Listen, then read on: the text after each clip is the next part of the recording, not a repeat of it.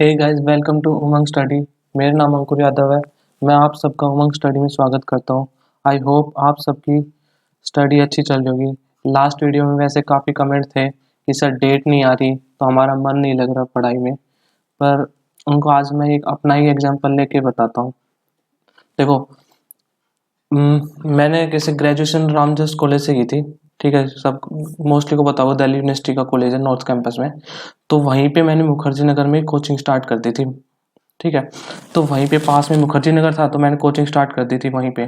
तो फिर उसके बाद मैंने जब 2018 का जब मेरी ग्रेजुएशन ख़त्म होने वाली थी, उससे पहले मैंने लगभग अपनी अपनी सीजीएल की जो प्रिपरेशन है वहाँ पे अपनी प्रिपरेशन पूरी कर ली थी। ठीक है, पर क्या हुआ था आपको याद होगा, 2017 में भी ऐसा ही कुछ हुआ था कि एक केस हो गया था एसएससी सीजीएल पे, जो चीटिंग वगैरह के लिए केस हो गया था। तो उस कारण से आपको पता होगा कि एसएससी 2018 का पेपर हुआ ही नहीं उस साल। तो वो कब हुआ था, 2019 में जाके हुआ था पेपर। मतलब 1 डेढ़ साल लेट हो गया था वो पेपर। तो ऐसे ही और अभी इसीलिए किसी पेपर लेट होते हैं, जैसे 2020 का जो पेपर है, जो 2020 का पेपर ये 21 में हुआ, ऐसे 21 वाला 22 में हो रहा है, ऐसे 1 साल लेट इसीलिए चल रहा है एसएससी। ठीक है, तो उस साल पर क्या हुआ, जब मेरी तैयारी तो हो गई थी, तो 1 डेढ़ साल वही बात है, मन तो लगता नहीं जब आपकी सिलेबस पूरा हो जाए, ये हो जाए।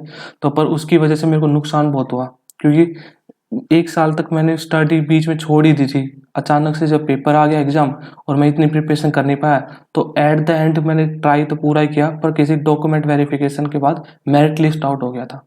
ठीक है, तो आप देख सकते हो उसकी वजह से अगली साल फिर 3 साल मेरे को और प्रिपरेशन करने में लग गई, और मतलब किसी अपने जो प्रिपरेशन करने लगे।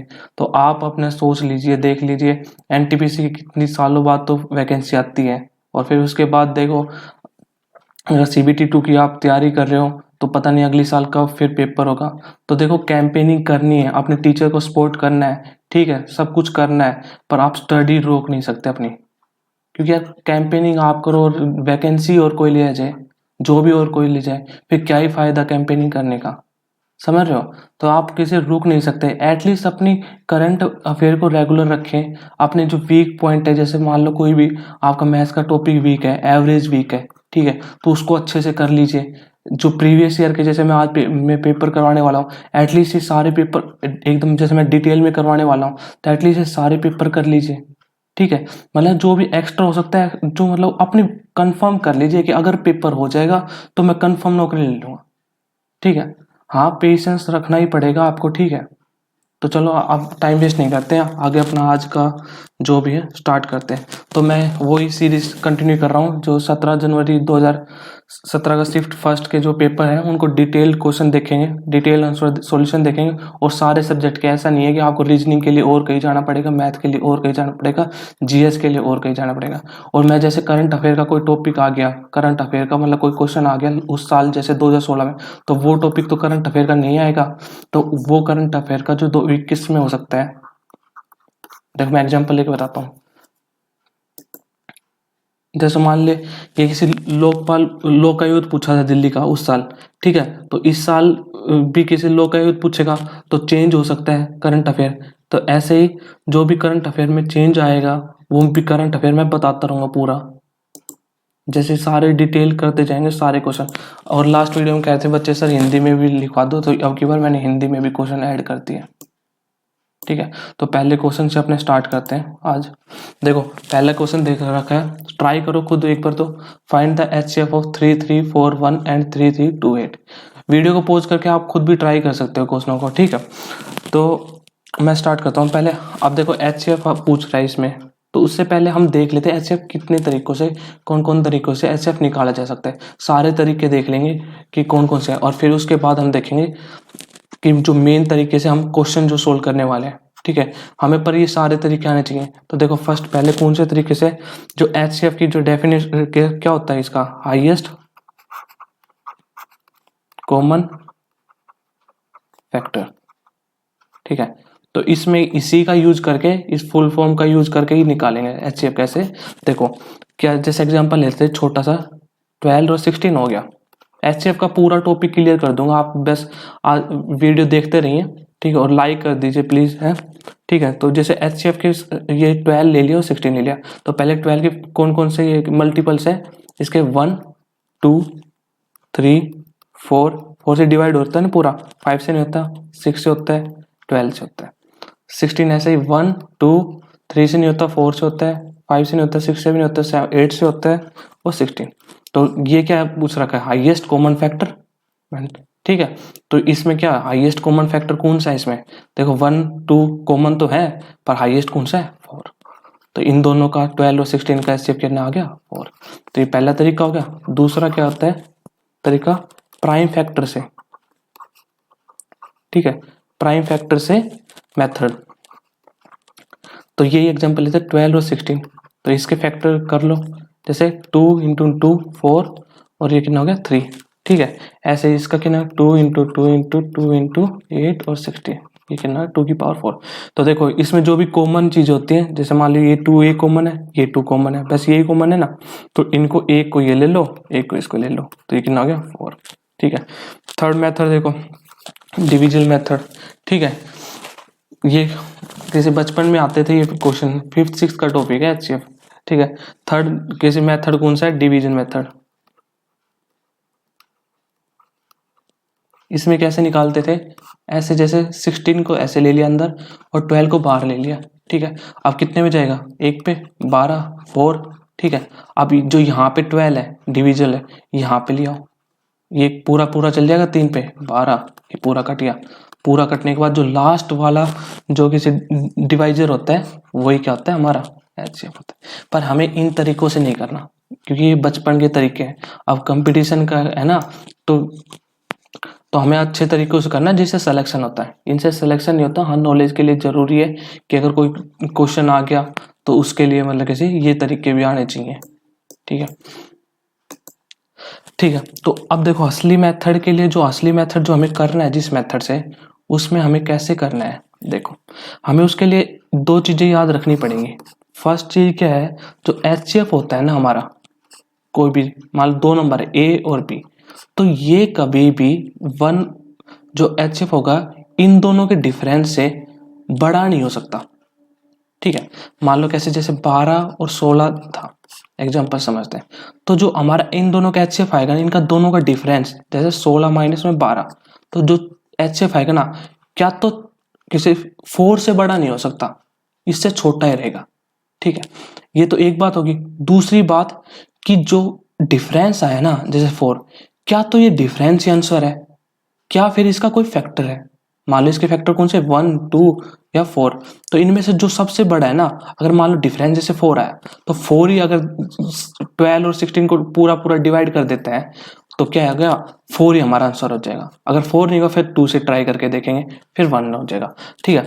तो एचसीएफ का तो आपको पता ही होगा ना, वो छोटे से छोटा नंबर जो इसको दो ना, छोटे से छोटा नहीं, जो बड़े से बड़ा नंबर जो इन दोनों को कंप्लीट डिवाइड कर दे। तो कंप्लीट डिवाइड कौन सा कर रहा है, 4, ठीक है। तो ऐसे देखते हैं। अब ये क्वेश्चन देखो, आप क्वेश्चन पे आओ, क्वेश्चन पे ट्राई करके देखो ये तरीका। अब देखो क्वेश्चन पे आते हैं, हाँ तो देखो देखो इसमें देखो, अगर कोई फैक्टर करने लग गया तो क्या ही फैक्टर करोगे, एक तो ये समझ में नहीं आएगा कि ये किस इसमें मल्टीपल कौन से हैं, ठीक है। क्या 2 से डिवाइड करते पूरा दिन लग जाएगा, ये क्वेश्चन सोल्व नहीं होगा, ठीक है। तो अब इसको सिंपल सा क्या बताया था मैंने, सीधा इन दोनों का डिफरेंस ले लो पहले, सबसे पहले, ठीक है। अगर ऐसे पूरा का तो इनका डिफरेंस कितना आ गया, 28 12 13 डिफरेंस आ गया। तो 13 डिफरेंस आ गया। मैंने क्या कहा, एचसीएफ डिफरेंस से क्या तो छोटा ही होगा, क्या फिर ये होगा, ठीक है। तो क्या डिफरेंस 13 से छोटा ही होगा, तो इसमें 13 से ये भी बड़ा है, ये भी बड़ा है, ये भी बड़ा है, तो ये आंसर हो जाएगा, ठीक है। समझ में आ गया, मतलब इतना याद रखो, जो डिफरेंस निकाल लो, सिंपल सी बात है, सिंपल लैंग्वेज में बताऊं, डिफरेंस निकाल लो दोनों का, और फिर उस जो डिफरेंस आया है उससे डिवाइड करके देख लो कि हाँ वो दोनों डिवाइड हो रहे हैं, तो वो हो जाएगा, वो कैसे एचसीएफ हो जाएगा। अगर वो नहीं हो रहा फिर इसका मल्टीपल जैसे 1 होता तो फिर 1 ही आता, जैसे ऐसे ये अगर इनसे डिवाइड ही नहीं होता तो, ठीक है। पर इसमें तो यही पता चल रहा था कि डेफिनेशन से डिफरेंस से बड़ा नहीं हो सकता, तो ये वैसे कैंसिल हो गए सारे ऑप्शन, तो ये डायरेक्ट ही होगा, करने की जरूरत ही नहीं डिवाइड करने की। अगला क्वेश्चन देखो, ठीक है। Mister Murthy invested ₹16,000 in a scheme, how much will he get on maturity if he invested it at 20% per annum compound interest for 9 month compound quarterly. अच्छा क्वेश्चन है ये, ट्राई करके देखो, ठीक है। तो देखो मैं करता हूँ,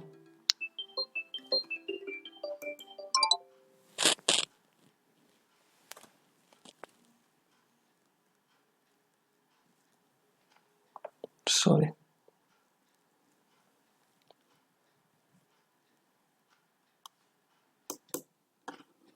सॉरी सिस्टर की कॉल आ गई थी। हाँ, तो क्वेश्चन पे आते हैं। मिस्टर मूर्ति इन्वेस्टेड 60,000 रुपीज, ठीक है, इस मैच, तो क्या क्या क्या करेगा, how much will he get on maturity if he invested it at 20% per annum compound interest for 9 months compound quarterly. ठीक है, तो देखो यहाँ पे क्या कह रखा है ना, पहले ये देखो, ये बात देखने की जरूरत है, क्या कह रखा है, कंपाउंड क्वार्टरली। ठीक है, तो क्या होता है, पूरी साल में किसी कंपाउंड नहीं लग रहा, हर कंपाउंडली क्या है, मतलब 1/4 ऑफ 12 मंथ्स, तो हर 3 मंथ में किसी कंपाउंड इंटरेस्ट चलता जाएगा। तो देखो यहाँ से कितने 3 मंथ में कितनी बार कंपाउंड इंटरेस्ट लग जाएगा, 3 बार लग जाएगा। तो कितनी बार लगेगा कंपाउंड इंटरेस्ट, 3 बार। ठीक है, अगर मान लो किसी पूरे साल का होता, सिंपल सा ले लेते, मान लो ये 20 हो गया था, 20% हो गया था, और यहाँ पे मतलब कुछ भी अगर मंथ की जगह ईयर दे देता, ईयर ले लेते, तो सिंपल सा निकल जाता। पर क्वार्टरली आ गया तो हमें क्या करें, मंथ के अकॉर्डिंग चलना पड़ेगा। तो 3 बार लगेगा, ठीक है, कंपाउंड। और क्या कह रखा है, और ये 20% दे रखा है, तो ये तो पर एनम दे रखा है ना, पूरे साल का, तो इसको कितना करना पड़ेगा, डिवाइड बाई 4, तो ये भी कितना है 5%। तो अब कितना, अब डाटा अब ले लो इसको सिंपल सा, अब इस फॉर्म में कर लो कि भाई 3 बार हमें करना है। ठीक है, 3 बार हमें लगाना है कंपाउंड इंटरेस्ट, और कितनी परसेंट है, 5% पे, और प्रिंसिपल कितना है, यही है 16,000।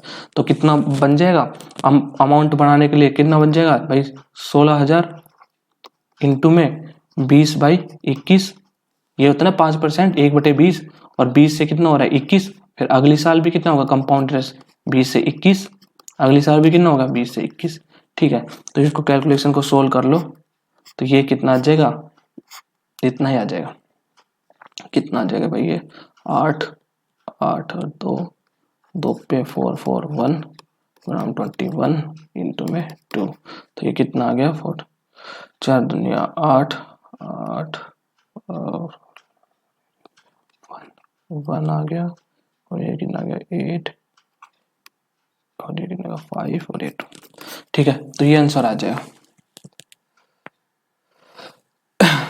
हिंदी में ये मैंने कुछ भी नहीं है इसमें, हिंदी में क्या कर रखा है इन्होंने, कैसे कंपाउंड इंटरेस्ट पूछ दे रखा है। ठीक है, तो इसमें कंपाउंड इंटरेस्ट अगर निकालना होता तो इसमें से 16,000 में से इसको निकाल दो, तो 16,000 में से निकाल दोगे तो कितना आ जाएगा 2 2 5, और ये कितना जाएगा 2 2 5 2 2, ये कंपाउंड इंटरेस्ट आ जाएगा।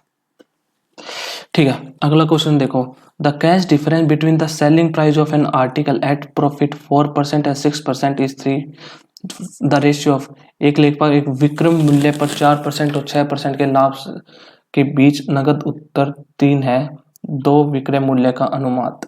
देखो देखो जैसे ये दे रखा सीपी मान लेते 100, ठीक है, तो ये क्या कह रखा है कि एक बार 4% का प्रॉफिट होता है, तो मतलब कितने में बेचा 104 में, दूसरी बार कितने में बेचा 6% के प्रॉफिट के लिए 106 में। ठीक है, तो अब ये क्या कह रखा है, अब रेशियो निकालना है, सेलिंग प्राइस ऑफ, जो सेलिंग प्राइस का, दोनों सेलिंग प्राइस का रेशियो निकालना है। तो हमें इसकी जरूरत है 3 की नहीं है, क्योंकि रेशियो में तो सीधा से डिवाइड कर देंगे इन दोनों को, तो ये कितना आ जाएगा 53, और ये कितना आ गया ना 52, और ये कितना आ गया 53। अगर पूछ लेता, देखो ये डिफरेंस इधर सेलिंग प्राइस का डिफरेंस तो 3 दे रखा है, तो 2 रेशियो की वैल्यू कितनी दे रखी है 3। अब पूछ लेता, मान लो सीपी निकालना है तो इसको मल्टीप्लाई बाई 100 कर देते। ठीक है, अगर किसी मान लो पूछ लेता फर्स्ट SP1 निकालना है, फर्स्ट सेलिंग प्राइस कितना होगा तो 104 से, ऐसे कैसे सेकंड निकाल लेते हैं। ठीक है, नेक्स्ट क्वेश्चन देखो, मिस्टर किरण सोल्ड ए बस for 18,700 at a loss of 15%. At what price should the bus be sold to get a profit of 15%? ठीक है, तो क्या कह रखा है क्वेश्चन में, किरण ने एक बस को 15% की हानि पर 18,700 रुपए में बेचा।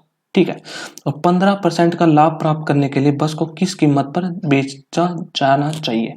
देखो, जब मान लो सीपी 100 ले लिया, ठीक है, अगर किसी लॉस पे बेचती, 15% के लॉस पे बेचती है, ठीक है, तो मतलब 85 में बेचा। ठीक है, तो इसकी 85 रेशियो की वैल्यू कितनी दे रखी है 18,700। तो अब पूछ रहा है कि at what price should the bus be sold at A profit, 15% के प्रॉफिट के लिए कितने में बेचना पड़ेगा, 115 में। तो 115 रेशियो की 85 की दे रखी है, 115 की निकालनी है, 115 लिखो, कर लो, 17 पाँचे 17 एकम 17, ये कितने पे आ गया, 11 पे, ये 5 पे, 23 पे, ठीक है। तो ये कितना आ गया 253 और ये 2 0, तो ये आंसर हो जाएगा।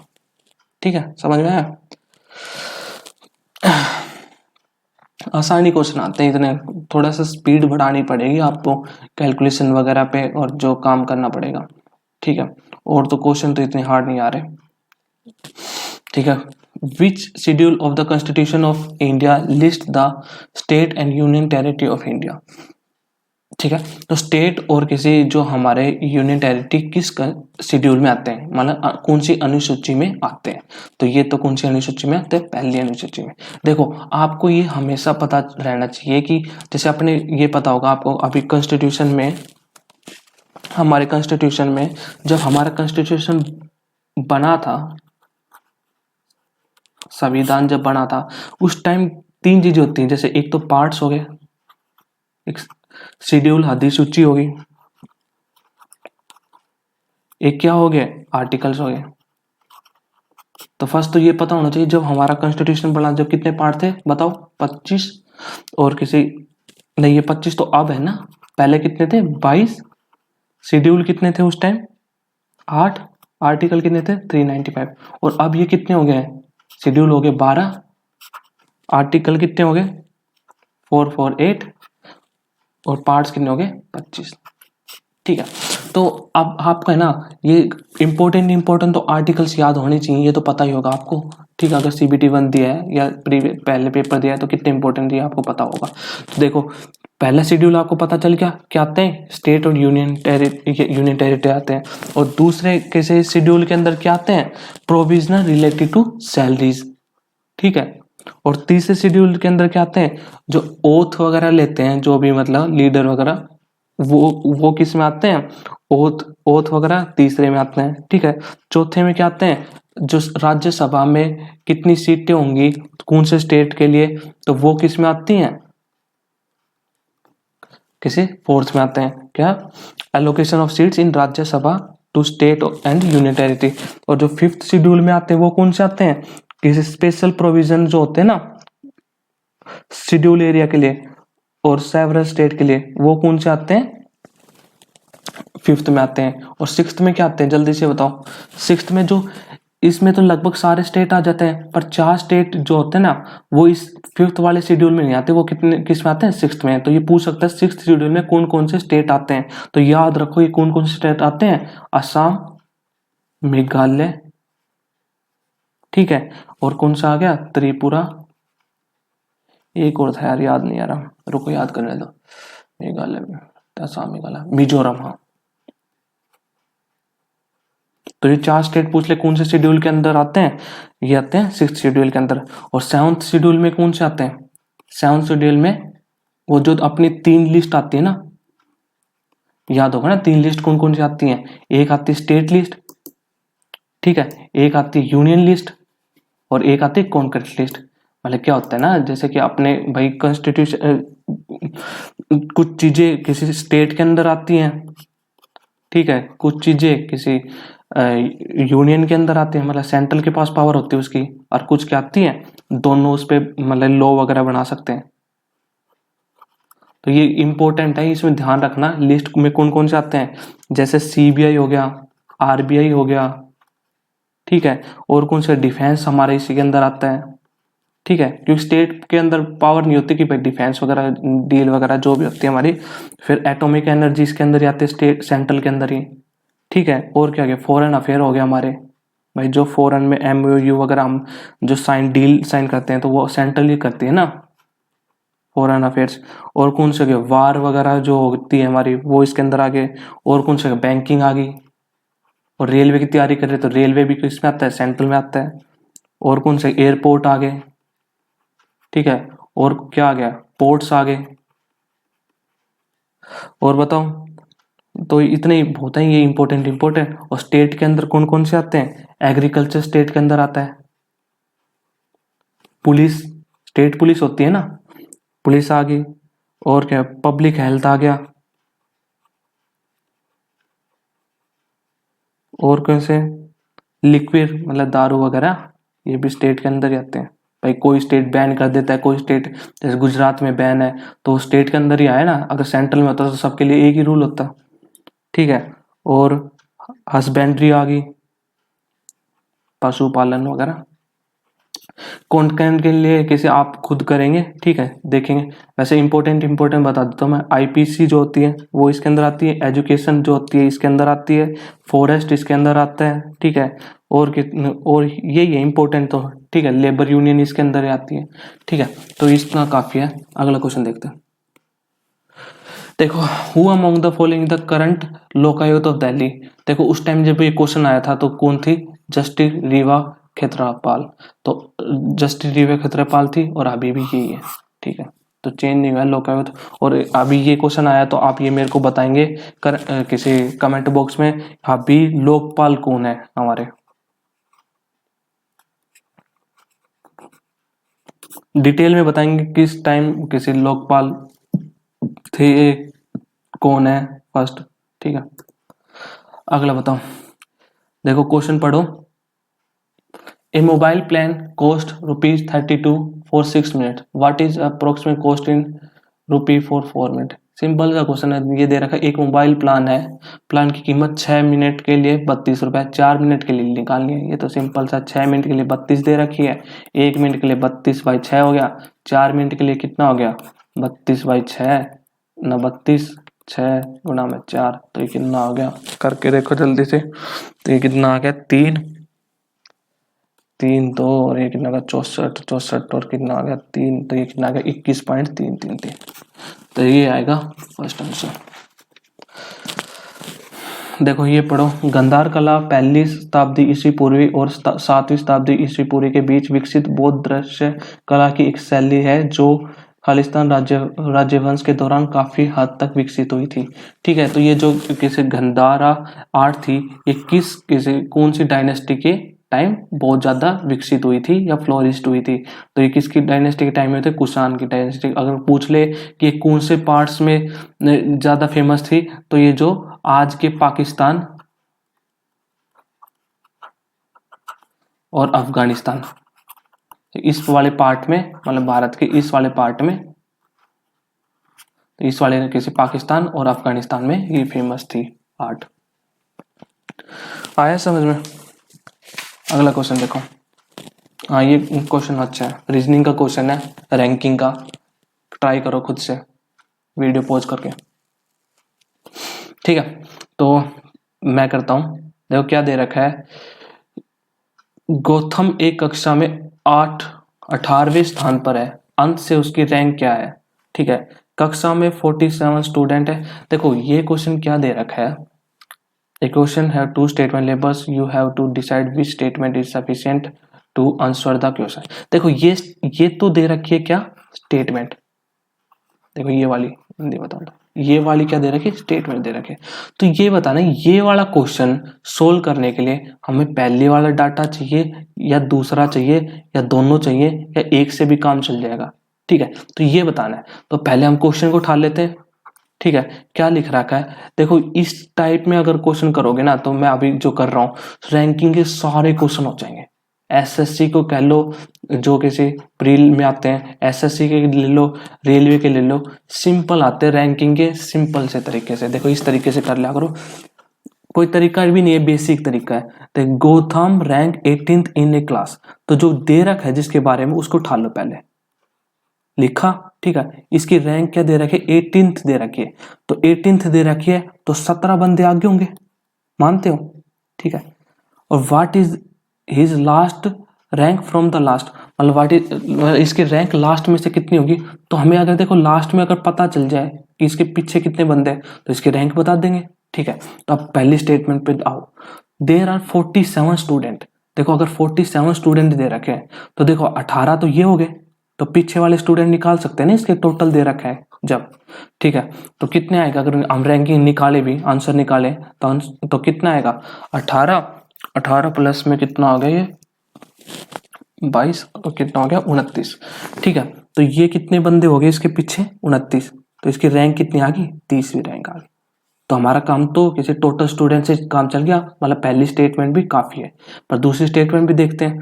देखो अब ये कह रहे हैं जगन जगन जो उसी कक्षा में 10वें स्थान प्राप्त करता है, आखिर से 38वें स्थान पर है। देखो अब जगन दे रखा है, क्या कह रखा है 10वीं रैंक पे है, तो मतलब 9 बंदे आगे इसके, और पीछे कितने हैं 38 रैंक है, तो 37 बंदे इसके पीछे हैं। तो यहां से भी टोटल आ गया 47, तो फिर उसके बाद तो हम निकाल ही सकते रैंकिंग। तो ये भी सफिशिएंट है। क्या तो हमें ये स्टेटमेंट दे दो, क्या ये स्टेटमेंट दे दो, तो आंसर क्या आ जाएगा आइदर और वन सफिशिएंट। अगला क्वेश्चन देखते हैं। देखो क्या दे रखा है, आसान क्वेश्चन है बिल्कुल ही। 3 men dig a hole in 10 days. How many days would it take for 5 men to dig the same hole? देखो उससे पहले ये क्वेश्चन स्टार्ट करने से पहले मैं बता दूं, देखो आजकल क्या हो रहा है, आप देख पा रहे हो अगला क्वेश्चन भी देखो यही है। जैसे आजकल करंट अफेयर के क्वेश्चन बहुत ज्यादा आ रहे हैं, और एनटीपीसी में तो उस साल भी बहुत आते थे। तो देखो अभी से ही है ना, अपनी ग्रुप डी की तैयारी कर रहे हो चाहे एनटीपीसी की तैयारी करो, अपनी करंट अफेयर 1 नंबर की रखो। क्योंकि जब पेपर आ जाता है ना, तो उस टाइम है ना और सब्जेक्ट तो आपके नोट्स वगैरह सब रिवाइज हो जाते हैं, पर हमेशा हम लूज किस में करते हैं, करंट अफेयर में लूज करते हैं। तो अभी से अपनी करंट अफेयर बहुत अच्छी रखो। ठीक है, न्यूज़पेपर पढ़ो, कोई मंथली मैगजीन है वो पढ़ो। ठीक है, पर यहाँ पे जैसे अगर मैं यहाँ पे तो मैं करवा ही रहा हूँ, जैसे मान लो यूनाइटेड नेशन क्लाइमेट चेंज की आ गई, ठीक है, ये 2015 की पूछेगा, तो मैं अब बता दूंगा। जैसे कि किसी आप यही क्वेश्चन ले लेते, वो क्वेश्चन बाद में करते हैं। देखो अब जब ये क्वेश्चन ही खुल गया गलती से, तो यही क्वेश्चन करते हैं पहले। देखो क्या कह रखा है इसमें, United Nation climate change conference 2015 में कहाँ थी, पेरिस में हुई थी।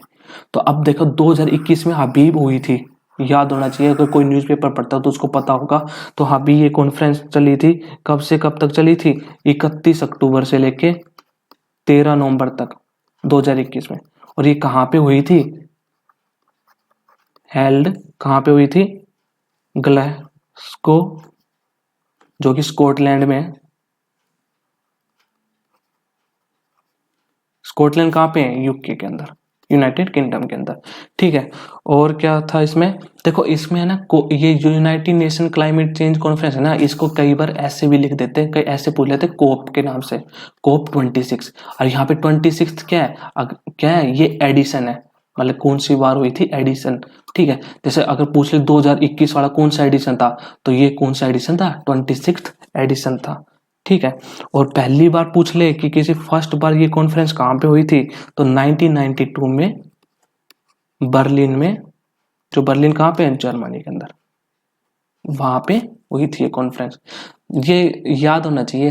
देखो इसके अभी की स्टोरी बताता हूँ, मेरे को याद ही आ गई है क्वेश्चन पे। देखो ये वही तो है, जिसने पढ़ा होगा न्यूज़पेपर में पढ़ा भी होगा। अभी इसी कॉन्फ्रेंस के दौरान टर्की जो है कंट्री, ठीक है, वो किसी बिरच गया था। कैसे, वो गुस्सा हो गया था कि भाई मतलब यूके वालों से, क्या हुआ था, ये जो ग्लासगो ये जो शहर है ना, ये हेरिटेज टाइप का शहर है, मतलब छोटा सा शहर है, ज्यादा बड़ा शहर नहीं है। तो क्या होता है जब भी हम, जैसे मान ली इसमें काफी कंट्रियों ने पार्टिसिपेट किया, तो क्या होता है कि होटल्स होते हैं, तो होटल्स में क्या होता है कि भाई एक पूरा होटल एक पूरी कंट्री को दे देते हैं। मान लो जैसे इंडिया का कोई, इंडिया के पीएम गए हैं, तो इंडिया के पीएम गए वहां पे डिप्लोमेट्स भी रुकेंगे। ठीक है, तो पूरा होटल एक एक मतलब किसी कंट्री को बुक कर देते हैं। ठीक है, तो ऐसे यहाँ पे क्या था कि ग्लासगो, और फिर ये होने भी 5 स्टार होटल होने चाहिए, कि वही मतलब कंट्री को रिप्रेजेंट कर रहे हैं, तो होटल भी अच्छे होने चाहिए। पर प्रॉब्लम क्या हुई कि ग्लासगो में होटल्स है ना अच्छे हैं, अच्छे मतलब इतने ज्यादा नहीं है, मतलब इतनी कंट्री को होस्ट करने के लिए, इतने देशों के लिए। तो इन्होंने यूके वालों ने क्या कहा कि आपको है ना, पहले ही बता दिया कि भाई आपको है ना होटल शेयर करने पड़ेंगे, मतलब दूसरी कंट्री के साथ, भाई एक होटल में 2-3 कंट्रियां रुकेंगी।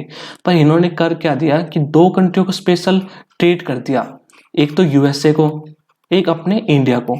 तो ये इंडिया पे गुस्सा करने लगे टर्की वाले, कि ये बोले कि भाई यूएसए का तो समझ में आता है कि उनको अलग से भाई किसी रेजिडेंस प्रोवाइड कर रहे हो आप, क्योंकि उनकी सिक्योरिटी ज्यादा है, आपने इंडिया को क्यों स्पेशल ट्रीट किया। ठीक है, तो इस बात के लिए किसी टर्की भेज किया था, और फिर इन्होंने मना भी कर दिया कि भाई हम नहीं आएंगे ऐसे वगैरह। ठीक है, तो बस ये तो वैसे स्टोरी बता दी कि याद रहेगा आपको कैसे, ये यूनाइटेड नेशन कोप 26 में।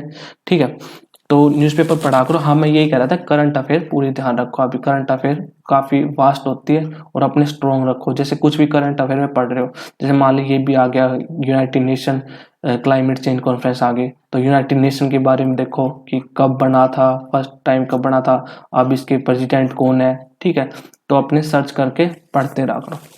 ठीक है, अपने उस वाले क्वेश्चन पे आते हैं। देखो ये क्वेश्चन करो, 3 men dig a hole in 10 days, how many days would it take for 5 men to dig the same hole? देखो 3 पुरुष 10 दिन में एक खड्डा खोदते हैं। ठीक है, 5 पुरुष वैसा ही एक खड्डा कितने दिनों में खोदेंगे? तो सिंपल सी बात है, किसी वैसे भी कर सकते हो, पर अगर वो देखो तो आपको ये पता होना चाहिए, ये पता होगा ना, एफिशिएंसी जो होती है हमारी, उसको अगर हम टाइम से मल्टीप्लाई करते हैं तो क्या आता है? टोटल वर्क आता है। तो यहाँ पे एक मैन की एफिशिएंसी एम मान लेते हैं, तो एफिशिएंसी कितनी होगी? 3 आदमी की 3 एम, टाइम कितना लिया? 10 दिन। अगर टोटल वर्क आ गया, तो अगर 5 मैन मिलकर कितने दिन में काम करेंगे? तो 5 मैन इनटू में कितना टाइम लगेगा? तो एक्स टाइम लेते हैं, एक्स की वैल्यू निकालनी है, एम से एम चल गया। तो ये सिंपल सा है, देख लेना कितना हो गया भैया। कोई गलती किया गया? 10 किसी 5, तो ये कितना आ गया? 6। तो 6 आंसर है इसका। तो ये तो हमने कर ही लिया, ये क्वेश्चन वही रिपीट हो गया दोबारा से। देखो ये देखो, which of the following is not a monosaccharide? निम्नलिखित में से कौन सा मोनोसैक्राइड चीनी का एक रूप नहीं है? ठीक है, तो कौन सा नहीं है? मेल्टोस नहीं है, क्योंकि मेल्टोस किससे बनता है? ग्लूकोज प्लस में ग्लूकोज।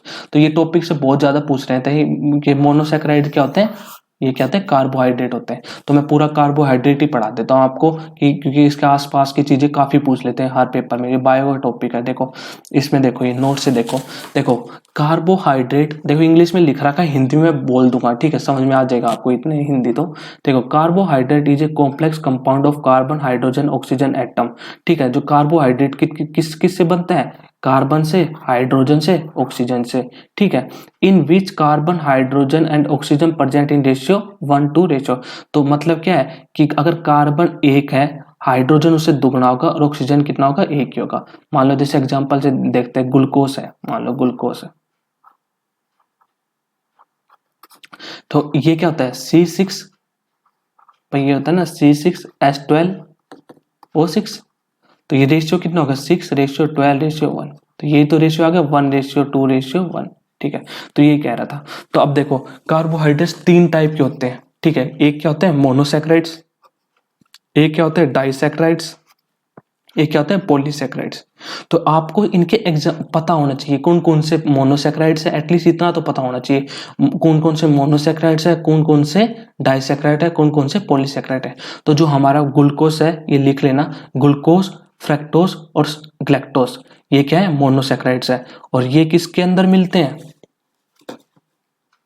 जो ग्लूकोज है ये कॉमनली हमारे फूड वगैरह के अंदर मिलता ही है। ठीक है, और फ्रक्टोज आपको पता होना चाहिए, फ्रक्टोज किसके अंदर मिलता है? किसके? फ्रूट के अंदर मिलता है। ठीक है, ठीक है, फ्रूट के अंदर मिलता है जो फ्रक्टोज होता है जो। ठीक है, और ग्लैक्टोज किसके अंदर मिलता है? मिल्क के अंदर मिलता है। पर एक एक्सेप्शन रखना, जो अंगूर होते हैं, ग्रेप्स होते हैं, इसके अंदर क्या, वैसे तो फ्रूट ही है तो इसमें फ्रुक्टोज मिलना चाहिए, पर ये एक्सेप्शन है, इसमें पूछ लेते हैं। एसएससी सीपीओ में ये क्वेश्चन भी आया हुआ है। तो जो ग्रेप्स के अंदर कौन सा होता है? इसके अंदर याद रखना, इसके अंदर क्या होता है? ग्लूकोज ही होता है। ठीक है, तो ये समझ में आएगा मोनोसैक्राइड्स वाला। अब देखो डाइसैक्राइड्स में कौन से होते हैं? सुक्रोज, ठीक है, मेल्टोज और लैक्टोज। ठीक है, और ये याद रखना, जो सुक्रोज होता है वो किससे बनता है? ग्लूकोज प्लस में फ्रक्टोज से। और जो मेल्टोज होता है ये किससे बनता है? ग्लूकोज प्लस में, अभी पता है था वो तो, ग्लूकोज प्लस में ग्लूकोज से। और लैक्टोज किससे बनता है? अब ये लैक्टोज से पता चल गया, वो मिल्क जैसा लग रहा है, तो पूछ भी लेते कौन सा वो मिल्क का है, तो लैक्टोज बताना है। तो ये लैक्टोज किससे बनता है? Glucose plus galactose. ठीक है, और ऐसे पॉलीसैक्राइड्स क्या हो गए? मतलब लंबी सी चेन हो गई भाई। इसमें दो डाइसैक्राइड्स में 2 बन के मिल रहे थे किसी, और मोनोसैक्राइड में अकेला था। तो ऐसे किसी पॉलीसैक्राइड में क्या हो जाएगी? लंबी चेन होगी। ठीक है, तो उसमें क्या होता है? कौन कौन से होते हैं? स्टार्च, ये याद रखो इनके एग्जाम्पल। तो एक तो स्टार्च हो गया, स्टार्च किसके अंदर होता है, प्लांट के जो फूड स्टोर होता है ना, उसमें क्या होता है, अगर पूछ ले कि स्टार्च किसके अंदर होता है, प्लांट का जो फूड स्टोर होता है ना उसके अंदर होता है। जैसे हमारा किसी लीवर के अंदर फूड स्टोर होता है, एक्स्ट्रा फूड होता है, किस फॉर्म में होता है भाई, ग्लूकोज की स्टोर होता है ना, हम ग्लूकोज के फॉर्म में, तो ऐसे मतलब उसको ग्लाइकोजन फॉर्म हो जाता है, वैसे तो किसी ग्लूकोज का ही पार्ट होता है ना वो, ऐसे। ठीक है, तो ग्लाइकोजन किसके अंदर होता है, अभी बताया लीवर के अंदर। ठीक है, सेलुलोज क्या होता है, सेलुलोज आपको पता ही होगा, जो पेड़ की सेल वॉल होती है उसके अंदर क्या होता है, सेलुलोज होता है। ठीक है, ये साइटिन क्या होता है, ये साइटिन वो होता है, क्या कह रहे हैं एक बार याद करने दो मेरे को, ये फंगस के जो होते हैं ना, फंगस की वॉल के अंदर, जो फंगस की बाउंड्री होती है ना उसके अंदर क्या होता है, साइटिन होता है। ठीक है, और ये किससे बनता है, ग्लूकोज प्लस में अमीनो एसिड। ठीक है, तो बस इतना ही था, इतना याद रखो कार्बोहाइड्रेट में ये कौन कौन से हैं, मोनोसेक्राइड कौन से, डाइसेक्राइड कौन से, पॉलीसेक्राइड कौन से, तो इससे ज्यादा कुछ और नहीं आएगा। ठीक है, तो आज के लिए इतना ही रखते हैं। और जाने से पहले मैं एक चीज़ और ऐड कर दूं, अगर आप घर बैठे तैयारी करना चाहते हैं तो अनअकैडमी के साथ कर सकते हैं। यहाँ पर किसी टॉप एजुकेटर्स है लाइक अभिनय सर, पवन सर। ठीक है, और 24 नवंबर से यहाँ पे नए बैच आ रहे हैं। कौन कौन से बैच आ रहे हैं, SSC CGL CHSL के जो बैच आ रहे हैं। ठीक है, CPO का बैच आ रहा है। ठीक है, पर ध्यान रखें ये अमाउंट पे ना कर दे। ठीक है, हमारा कोड यूज करें, उमंग स्टडी। ठीक है, पर यहाँ पे याद रखें कि यहाँ पे कोई भी गैप नहीं है। ठीक है, तो थैंक यू गाइज। और प्लीज किसी कमेंट करा करो कि क्या प्रॉब्लम है। जिस लास्ट वीडियो में बच्चे कह रहे थे कि हिंदी में लिखाओ सर, ठीक है, तो मैंने हिंदी में ऐड कर दिए क्वेश्चन। तो लास्ट वीडियो में शायद थोड़ा सा दिखने में दिक्कत हो रही थी, तो आई होप अब की बार कोई दिखने में दिक्कत नहीं होगी। तो प्लीज, और लाइक और शेयर तो जरूर करो प्लीज, बहुत है। ठीक है, और पढ़ाई करते रहो। ठीक है, जॉब लेनी है। ठीक है, चलो बाय।